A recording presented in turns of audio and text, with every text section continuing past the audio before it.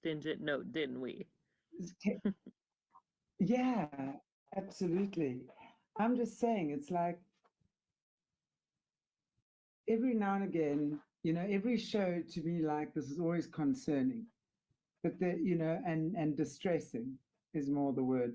But I have to say, this is one of those shows again that really distresses me because, I mean, I was just saying to you behind the scenes now, the level of torture on every level Right. possible in the human energy field, in the body, in the mind, in the spirit, in the emotions, they are able to traumatize, and they have. And the cruelty, the cruelty with which children have been treated is, I don't think I'll ever be able to wrap my head around that, ever. Because Right. how does one actually harm some innocent, defenseless creature? And I mean, I'm the same with animals, exactly the same. I have the same feeling. It's like, how do you hurt someone with such glee when they Mm-hmm. are that much smaller and that much more Right. defenseless than you? Obviously, I understand the whole projection because Mm-hmm. it's their own unhealed trauma that they just keep replaying over and over and over. And the worse they do it, the worse they're actually feeling inside of themselves. That's Yeah. really what it's about. So, yeah, let's hope we can shed some light on more topics and, yeah, just walk this path together even Mm-hmm. further. So true. Yeah. So in the last episode, we really got into the twinning, some of the different things that they do with that. But we're going to get into the deeper level now with the system and the twinning, and that gets into the soul torture. Um, they use all sorts of different bonding um, experiments and test with different things. But go ahead and show the first picture there with the twins that we've got.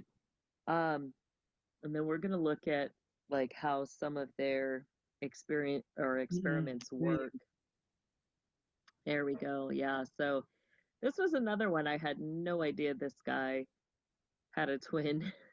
We have Sean Ashmore and Aaron Ashmore. And now that I say that, I probably have seen both and thought they were the same person. Um, you know, but you have them being actors for X-Men and Smallville. They're identical twin brothers, both in Hollywood. Many didn't realize there were two of them, but Sean Ashmore and Aaron Ashmore are identical twin brothers, both of whom are Canadian actors. Sean's known for his roles in X-Men films and the following, and Aaron is recognized for his performance in Smallville, Warehouse 13, and Killjoys. So I don't even know which is which out of these two, but yeah, interesting. So, as we get further, how do the system's experiments work on twins? Often the base starts with, they'll have two twins. They're going to bring him in. They may have been raising him in certain families or had their eye on him from the time that they're really little, but they purposely will cause near death experiences for both the twins, and to the extent that you know that the near death experience or torture will cause their soul to leave their body. So um, they really will bring them to that point of death where the soul is exiting the body. And different ways that they would do this that I witnessed. Um, could be choking, was a common one. Drowning was a really big one the system would use. Um, and then, you know, they would resuscitate one but not the other. So as they went on with the experiment, um, they would do things that, there's a moment where when the body completely dies, the soul, ascends and goes to heaven, but they would, then play with the resuscitation and try to get one of the opposite soul to go into the opposite body to see if, they could, um, bring, um, or, exchange souls and put the souls into different bodies.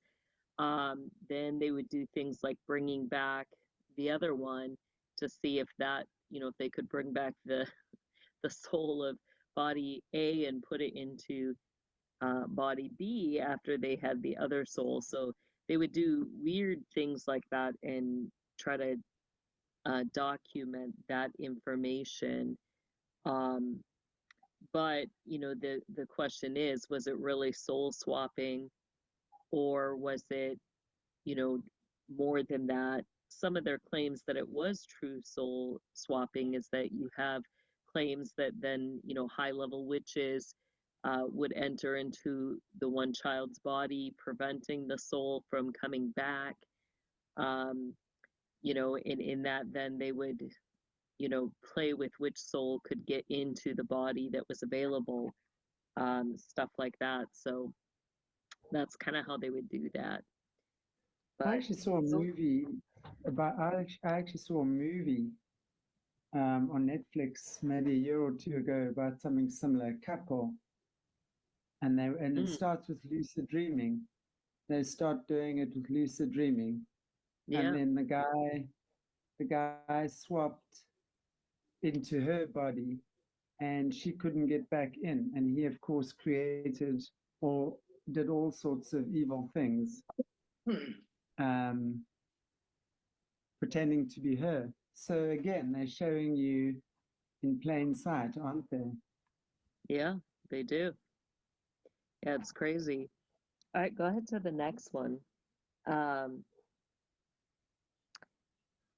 so, some of the devastating impact in all of this, and again, they would experiment across all different spectrums of, fraternal twins versus non-fraternal, just two children around the same age they've grabbed from different families, children that are siblings, um, and then, in that, a lot of what happened was just that the children died. They couldn't get it to work. Um, they may have like a high level person who'd be able to sustain that body with their spirit for a little bit of time, but the problem was that once that high level occultist was not in the body, the child died. Um, so just horrific things. But this star was another one. I had no idea she had a twin. You have Hunter and Scarlett Johansson. Only one of them is famous, and opens the. You've got the public twin and then the hidden twin, where they'll have one be elevated and one really behind the scenes. Scarlett Johansson was a fraternal, or non-fraternal twin brother named Hunter Johansson, with whom she shares a very close bond. Hunter is known for his philanthropic work and is currently single, as Scarlett has mentioned in interviews. So, yeah, interesting. Um, in And this, sorry, I just want to say, this whole thing with these guys being philanthropists is a word they love to throw around, right? yeah, And yeah, he's a usually philanthropist. you get the Yeah. philanthropist, the The theosophical and the engineers are big. Architects can be a big word too for them. But yeah. Okay, let's see. Yeah. Next So one. with these, they do all sorts of stuff. You've got, where they've been in the genetics and the study of genetics for a very long time. So, there's science in this. It's not just that the experiments are on children, they are experimenting even at the point of conception, where, they're seeing how many times can they, um, multiply an embryo, where they may be creating, 10 to 20 off of that one embryo that they're splitting. And the splitting then is not natural as it would be with twins. It's a forced splitting. But in that, every time they continue to split again and again and again, you begin to get defects. You, rather than identical, there'll be differences, there'll be changes, and that impacts the viability of the embryos and the eggs. They experiment with artificial wombs, like they did, you know, you have a whole bunch of different types of concepts. You're going to have the cloning concept, which they brought out with Dolly the sheep, which that was a complete lie. What they did in that situation, and they'll do this with embryos as well. But in that initial phase, when the egg and sperm come together, you get almost, we'll just, for the sake of explanation, we'll describe it as, you've got that egg with a cover, a shell over it, and um, they'll remove all the DNA out of that that shell, and they'll you know then remove DNA from another shell, and they'll put the DNA from the first shell into the DNA of the second shell. That's called DNA transplanting. That's what they did with Dolly the sheep. Cloning is where you take a non-replicating cell like a rib cell, or it could be another organ like a muscle tissue. Like your muscle tissue isn't necessarily self-replicating, and they'll take that, and then from that they get a whole new person that's the exact same, that's identical. That's what true cloning is. Well, the truth is that they have never cloned. Nobody's able to clone. um, they can't do it, but they want you to believe that they can. And what they're doing really is the DNA transplanting. And what happens in that process is they discard a life. They destroy life in that. With the artificial wombs, they try to recreate the amniotic fluid. They have sheeps or goats that it's almost like they grow them in like a plastic womb. And, those wombs usually are open. You're able to see into them. You're able to touch, the creature as it's growing and stuff. So they've, tried that. They've tried that with people as well. There were stories a little while ago about almost like a med bed type machine that was an artificial womb that they were going to start introducing for growing infants in the womb. They've done surrogate wombs where, they'll take the embryos and put them into a woman that's not their natural mother's womb. Um, so you get a lot of their playing with genetics. Um, so, as you look at twins, it's interesting because some, you get where you almost feel, everything you see, they look absolutely identical. What's interesting though is that no matter how identical the twins are, you usually get differences in the characteristics, the personality, the likes, the dislikes, um, and you don't ever get two individuals that are exactly the same in every way, even down to each one having different fingerprints. Even identical twins have different fingerprints. So that tells you that the design is God's, right? Um, because otherwise, genetically, scientifically, they should be the same in every way, but they're not. So, really, there's a factor that the system or scientists, they can't recreate the Lord's forming and fashioning in the womb.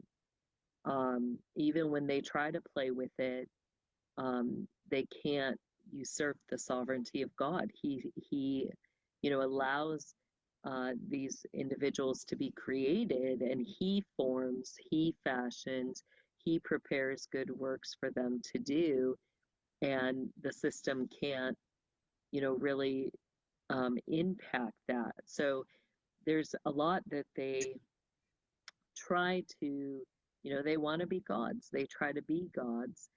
They try to mess things up, and when they get mad, they end up just destroying. But so let's see, we have Rami and Sammy Malik, and I might not have said that correct, but Sammy is the teacher, while Rami is a world famous actor. Uh, you kind of have the same thing as the last ones. You've got one twin that's public and one twin that's really private life. Rami is an American actor known for his roles in Bohemian Rhapsody and Mr. Robot, while his twin brother Sammy works as a high school English teacher. Both grew up in Los Angeles as children of Egyptian immigrants. So kind of interesting. Hmm. Yeah. Very interesting, especially because we know that the system has a great obsession with Egypt. Yeah, right? Yeah, the pharaohs, the long lines of the pharaohs. And that gets into some of the interesting experiments, where they even play, with necromancy and forms of trying to raise the dead. Some of the extremes that they have gone to are things where, they would experiment on the twins. They would, basically cause one twin to die, but then they would try to connect the soul of the twin that they killed to the body of the twin that was still living by putting parts of the dead twin into the living twin. No. Yeah. So What type you of get like kidneys, lungs, hearts, minds, brains was So a they would big do a one. transplant. So they would actually Yeah, remove the existing twin, the a heart or viable, kidneys. perfectly working organ and replace it with the dead twin's organ.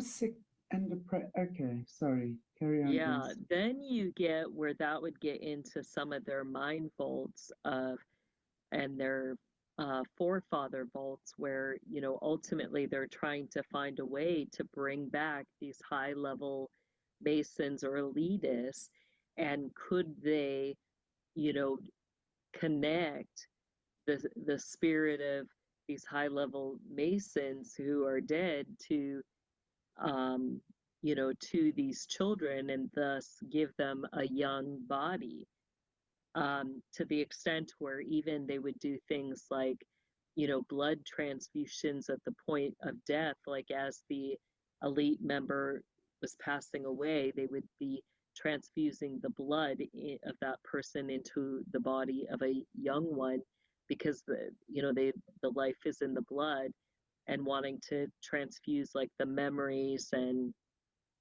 the soul essence, all of that. And there are rituals for that that they will perform and do to try to, Oh, that, you know, and that gets into some of the breath. Like they'll sometimes do the last breath ritual with that too, to have the child suck in the soul of that person.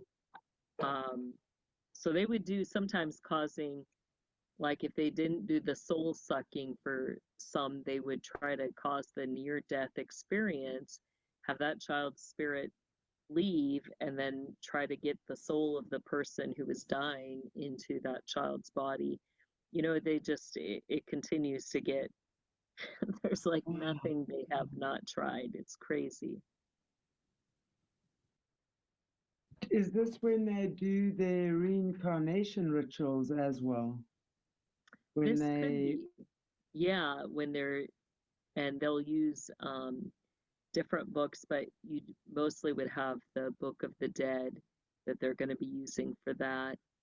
Um, you know, trying to bring in reincarnate. You've got two different things. You have reincarnation, you know, which most people understand that that's their belief that, you know, your spirit leaves, but then you your spirit is born into another body, and that could be an insect, that could be an object, that could be, you know, anything, an animal, another person, and you get a chance to live again. If you've lived well, you know, supposedly you're supposed to keep getting a better and better life. If you don't live well, that's where it keeps getting worse and worse, and you end up an insect or something worse. Um, but then you have what Michael Aquino taught, which was reconstitution. And reconstitution is the concept that you're eternal. It's very soul focused, and it's that your body doesn't matter, only your soul does. And if you learn how to control your soul essence, you can continue to live and regenerate yourself, per se, continually into whatever form you desire. Yeah, so so he completely bypasses the experience of living and enjoying life on Earth. So well, is no, that no, what you're no. saying? You would still be reconstituting on Earth, but you're not bound by, let's just say, fate. You're not bound by, there's not a force outside of yourself controlling your rebirth. But at the same time, you aren't necessarily going to start at the point of birth with regeneration. You just can be, because you can enter into your energy, your spiritual form, or you can be in your physical form. You control it because you're a god. You're spirit, but you also can physically manifest and make yourself whatever you want to be.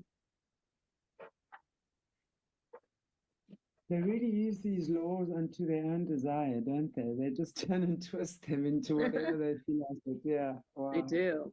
Yeah, and Interesting. Ragnarok, the Ragnarok bases in the north, Alaska and the Greenland bases, where you have the Greenland one is where you have the base that's stuck in the 1950s. Those two bases are the biggest ones with the projects and experiments with the reconstitution. Um, so that was where they were doing a lot of that, was in Alaska and up in the Greenland base up there, Camp Century. Wow. Um, let's go ahead and go to the next one here. So, you know, they also, you've got Van Diesel, Paul, and his twin, Paul Vincent. Van Diesel you know, very few people knew he even had a twin. I didn't know he had a twin. But what's interesting is when you look at their pictures, like their characteristics, their features are so vastly different. You have him having more of like that, you know, the kinky hair, the African American look. And then you have his twin having more very Scandinavian, you know, straight hair, looks like he's a little blondie, very fair features. So I found that kind of interesting. But so Paul Vincent is a film editor who's not public, while Vin Diesel has um, works in the film industry as a sound editor. They share a close bond, although Paul tends to stay out of the public eye. So yeah, so interesting. Wow. Yeah. It would seem like they would have experimented somehow with, and as you said, because he kind of looks mixed race, and then the Right. brother is the blondie. So it's almost like that part of that experimental, that interracial experimental and twinning to see how that would work. Right. I mean, I'm sure they would really just give a grand overview of everything, but I'd be very interested to know what their relationship was like, actually. You know, I would be interested to know, I would really be interested to see these statistics. I mean, in terms of how that's actually worked, because there's so much of it that's done. And wow, anyway, okay, let's carry on. Yeah, let's go to Are the we next done yet? one. No, we got a few more. So another one I again did not know there were twins. But you have Kiefer Sutherland and Rachel Sutherland. Um, you know, she tends to be behind the scenes in production, while Kiefer is an actor. And they were twins born in December 21st, 1966, to actors Donald Sutherland and Shirley Douglas. Both have pursued careers in the entertainment industry, with Kiefer becoming very well known for his role in 24 and Rachel working as a post-production film supervisor. So yeah, so you get that. And like when you think about this, you know, really there's a strong connection that they, you know, in the system, they're wanting to find ways to raise up those that they believe are elites. And so you will see, you know, generationally, they're looking at that. They're looking at the blood, the, you know, the descendants, who are they coming from? What rights have been coming through that family line? How does that connect to the land? You know, they have massive vaults that are called their descendant vaults, and you know, where they cryogenically freeze, you know, eggs, sperm, and embryos. One of those was located under Emerald City, under the Pentagon. So that was one of the larger ones that they had. But they've been, you know, playing with genetics for such a long time under the scenes and doing this torture of infants, or, you know, before they form into the fullness of their being physically, um, you know, for a very long time. Go ahead to the next one. You can absolutely see, you know, and that's kind of like, I think, what the monarch programming is about, Jessie. You know, because if you look at the caterpillar to the butterfly, it's the only creature that changes its DNA completely.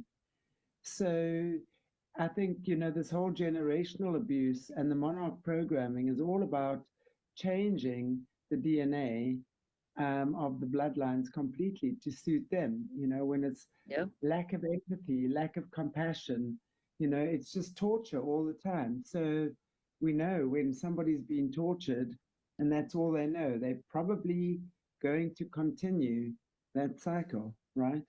Right. Yeah, absolutely. And yeah, so I mean, again, they withhold nothing, so you get all sorts of different projects that they've done. Um, Here's another twin set. We'll get into some of the other projects in a minute. But you've got Ashton Kutcher and Michael Kutcher. They're not identical. Michael was born with health complications. Ashton talks openly about their twin bond. Um, it's another example of one becomes famous, the other doesn't. But Ashton and Michael are twin brothers born February 7th, 1978, in Cedar Rapids, Iowa. While they share a close bond, their life experiences have been quite different, particularly due to Michael's challenges and with cerebral palsy and heart issues. Um, so this is common where you get a lot of different disorders, even in the womb, like twin to twin transfusion, where one's getting good nutrients and the other's not. Um, and in fact, that one can impact where both twins can be lost in the womb, um, because they both end Wow. up, the one gets way too much oxygen or other things, and the other not enough, and they both can die from the implications of that. Um, so the youngest ones I saw with that, um, they were just at uh, 21 weeks, and I literally was there right after they delivered them, um, through C-section, and they pulled him, had him in uh, the we'll say the room where they're working on them, they're assessing them, and it was really amazing because like the bigger one was probably like the size of your hand. The smaller one was like just a little over, like you know a little over half of your, like past your palm into half your fingers. He was so tiny, yet he was so strong. Like when the doctor was leaning over him, he actually grabbed onto the doctor's button on his coat and he wouldn't let go of it. And it was just amazing to see this little life. And I watched those boys. It took about the one that was more healthy was in the NICU for 6 months. The other one was there for quite a bit longer, before he was able to eventually go home. But really, a lot of health challenges. So I know many times you can get that with twins where they will face different challenges. And yeah, but Exactly that. If you look at this as well, and now, I mean, I don't. Again, I want to just state. We don't obviously claim it is so, but when we see how these guys have risen in the system and the role they've played, or the roles they've played, one can assume quite strongly that there has been some kind of tampering. And when you look at a lot of these pictures we've just seen, in a lot of the instances, it makes sense that there would be, especially with the like twins like Ashton and his brother.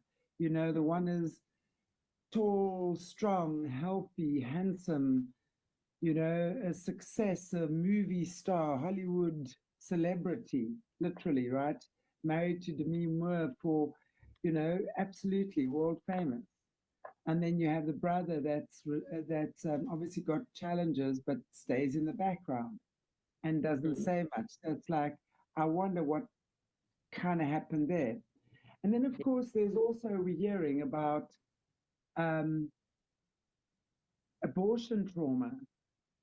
So I mhm, would imagine that would be something they would do as well, as like with twins, they would abort one of the twins, right? yeah.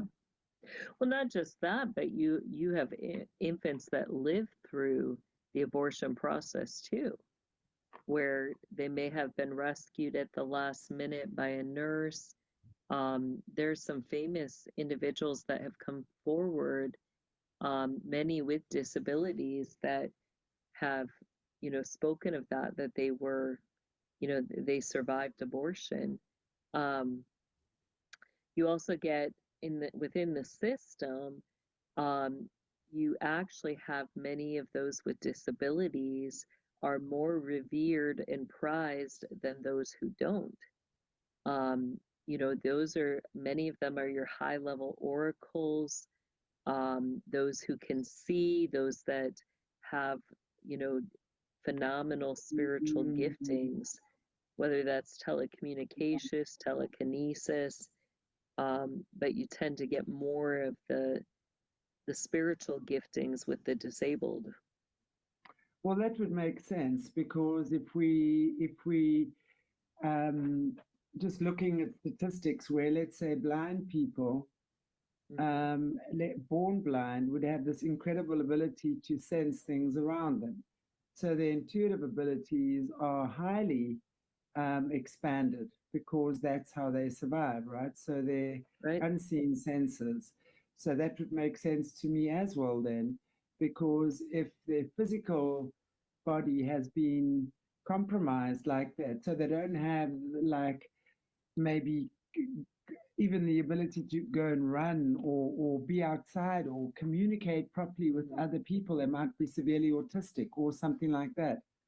And when you look at that movie again from years ago, Dustin Hoffman, Rain Man, where he was autistic, but showed you exactly just by looking at the airplane, and whatever, he could rattle off statistics that not even a computer could. Yeah. But so it would make sense then to me, Jessie, that they would then, like, especially in a situation like this, and again, I'm not saying this is the case because with this particular, with these particular twins here, because I don't know their story. I didn't know Ashton had a twin either.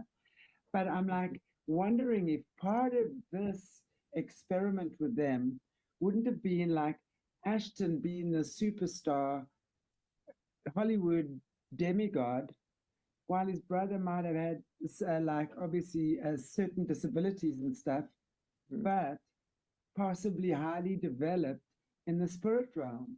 Yeah. So his spiritual gifts. And I would imagine that they would then be feeding off each other and kind of filtering through to each other as well. I don't know, just weird Yeah. how that And works out.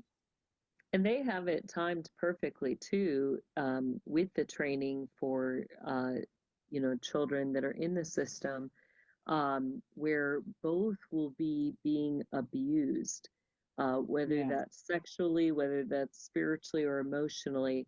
Both will have different aspects of the spiritual abuse, but they won't know that necessarily that the other one's being abused, unless it's, where they're doing it right in front of them. Um, and you get a lot of that with the sexual abuse. The disabled are highly targeted with sexual abuse, most of it because, of their inability to verbally communicate. And you get with that, the average, which is a known, like you can look up for published, but this was in the caregiving fields. 7 out of every 10 females are sexually abused among the disabled, but 9 out of every 10 males are sexually abused. So think about that. What? Yeah, that's a lot. 9 out of every 10 males are sexually Okay. abused.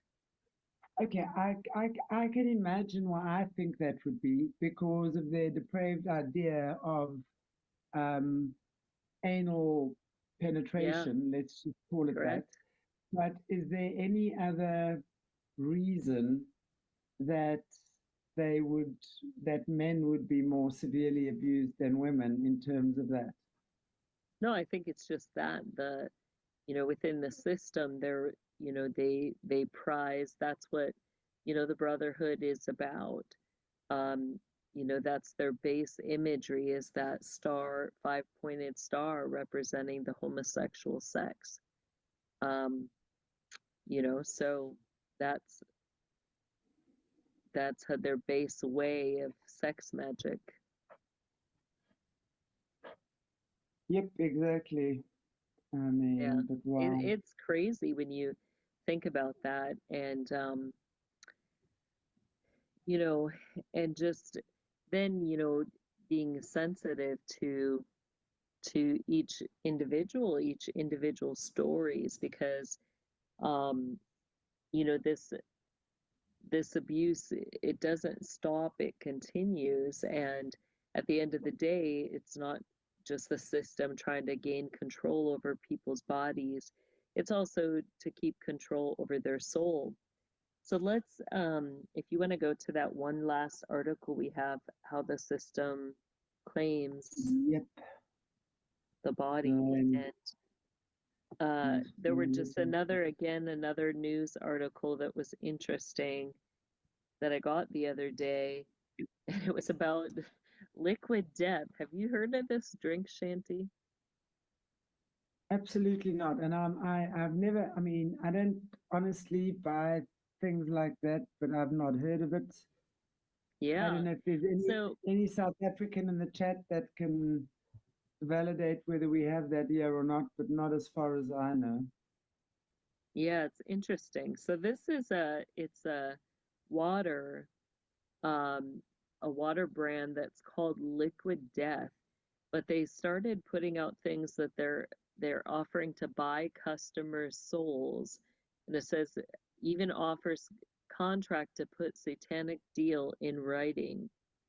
So the article says you'd think that Liquid Death would be the name of some vile 150 proof liquor brand, but instead a brand of canned, not bottled water. That's it, the very essence of life marketed as death.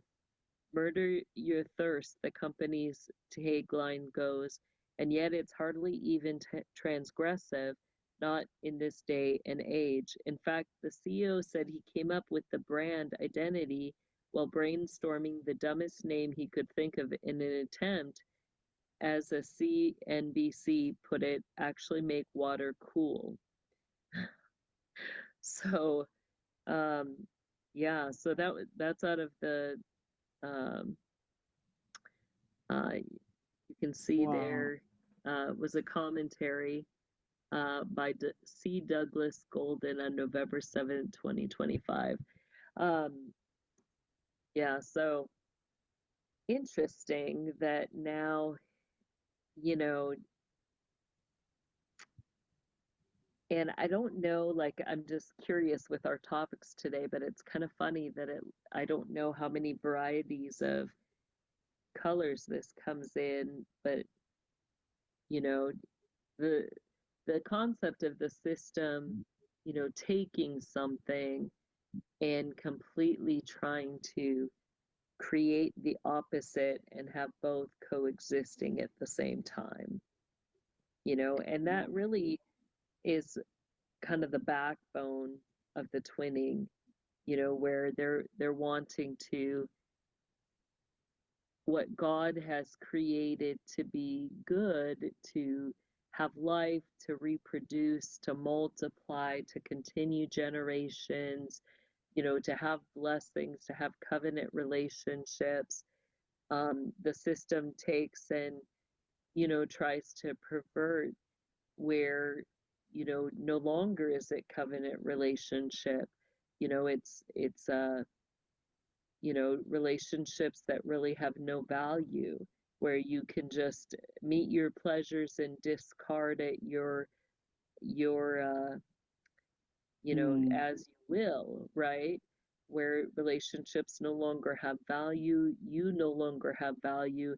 In fact, you don't even have an inheritance other than, you know, all this money you've stored up, but all of that's fleeting, like it doesn't last. You have no guarantee of even getting to enjoy that yourself.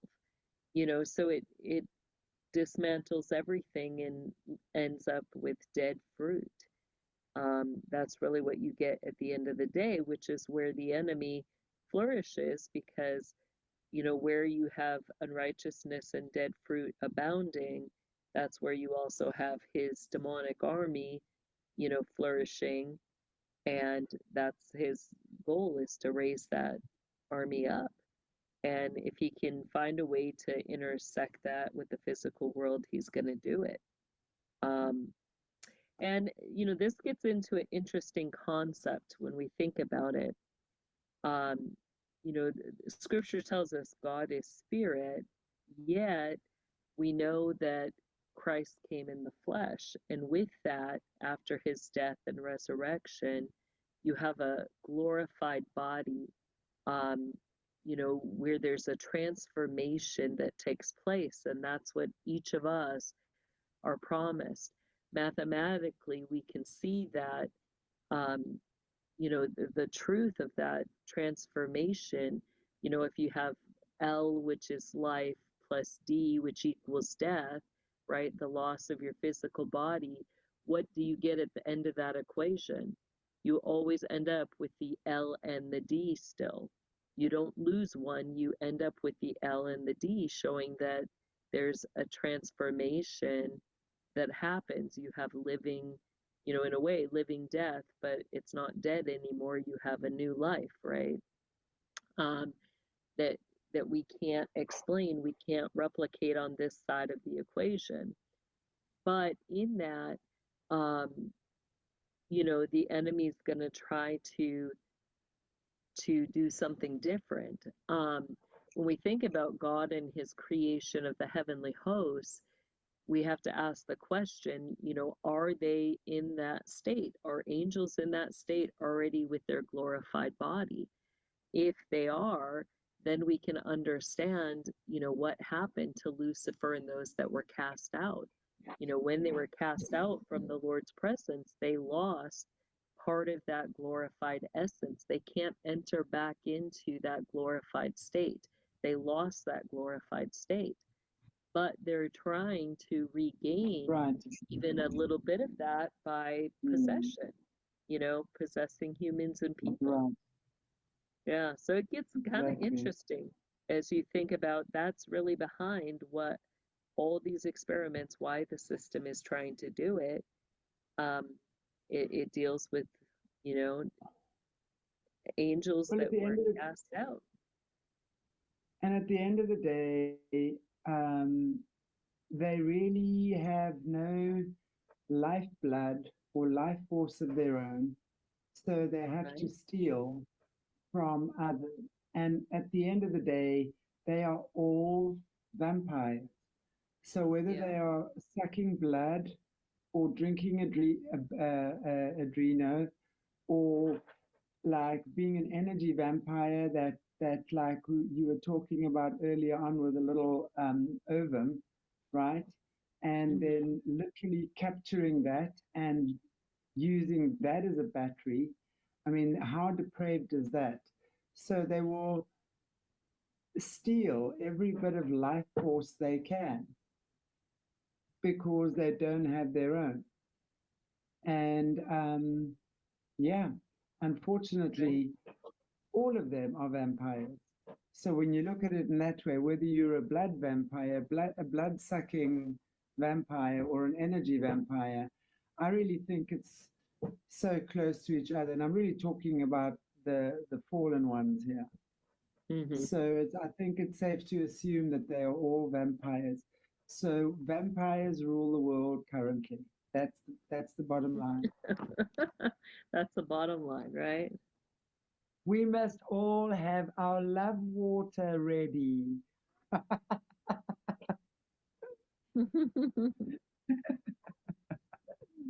Right, Jessie? Go get your rose water. I think I might already have some here, just like spray them. Open your own spring up, Wow, that is so wild. And they're telling us over and over and over again that that's what's happening and that's what they're doing. Right. I mean, if I wanted a cool name, I would have called it exactly what Prophet S was saying, like liquid life, you know. I mean, Liquid. if you want I mean, to, right? We would have yeah, put a good twist on it, not liquid death, you know? I mean, you got to ask yeah. what in the world is going on with that water? Is it really And just water? Like, how much fun or how much parody, if you will, is in, okay, come sign a contract with the devil or whatever it is they're doing. I mhm, mean, that is like, who, and you know, the scary part is people will do that. There are right? people who will do that. And I mean, they don't realize how dangerous that is because we know now. I mean, you really have to be on guard spiritually. You know, Yeah. the days of just being willy nilly and doing things, we're under so much more siege right now than what we've Mhm, ever been before. So we have to be on guard even that much more. Very right. interesting. Yeah, sure. Hmm. Wow. Anyway, I don't think I have anything. Oh, I did have something else about the twins. That was another thing. We sometimes I've heard about one twin absorbing the other in the womb. What is that Yeah. about? Well, you get that can get into like some of the same things like with the twin to twin transfusion, um, where you get, you know, a splitting, uh, the egg may start to form in some ways, and this is where you can also get, um, what is it called? Like you get some of the conjoined twins. So it Right. kind of happens in that process. But then you get if one is not viable, um, you may just get like a piece, a weird formation of the one, like where you see like it's almost like a dead head attached to the shoulder of one, or they can completely be dissolved. There's been some cases where they found the one uh, crystallized, fossilized inside of the other twin, things like that. So just I've weird heard things of that you can't always explain. I've heard of some the surviving twin having more teeth, like literally having an I don't know somewhere. Yeah, Do they at all sacrifice one twin? they do. Like, Yeah, they can do that in the womb purposely to try to cause things, to happen, that absorption or other things.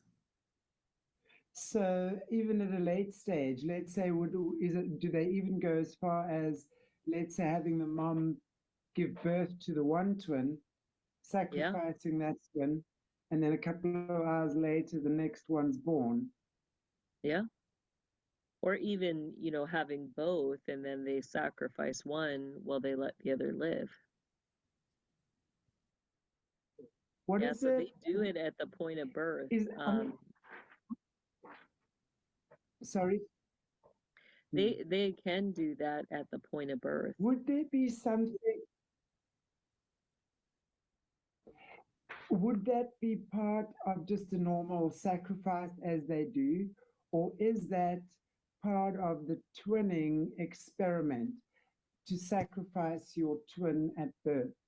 And obviously, there would be so much spiritual trauma. I mean, sure, I can't imagine I I what don't that think must be it's like for a part little of baby. the normal twinning program is to, they're going to be twinning two individuals together. Um, you know, that it's not common in that twinning program for them to sacrifice one at the very beginning. Um, though, they could, um, but that can, there can be other reasons why they're doing it. Um, you can have, if they're um, you know, I know like with infants, I would watch as they would decide, you know, and their phrasing would be, this one doesn't have a soul. And they would check as they're born to see if they had souls, and if they didn't have a soul, they would just, you know, throw them out.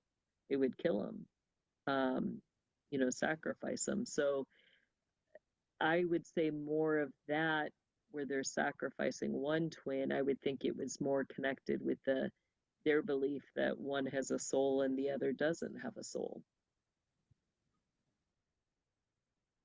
The system, they do surgeries, they do manipulations to children in the womb.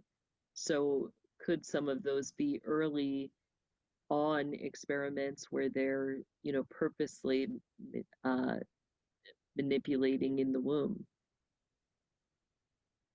Truth is that, you know, rather than genetics, is some of it caused through trauma through the pregnancies? There's a high possibility for that. And then the first Harry Potter movie. So I want to thank you, everybody, for joining us today for Double Trouble Wednesday.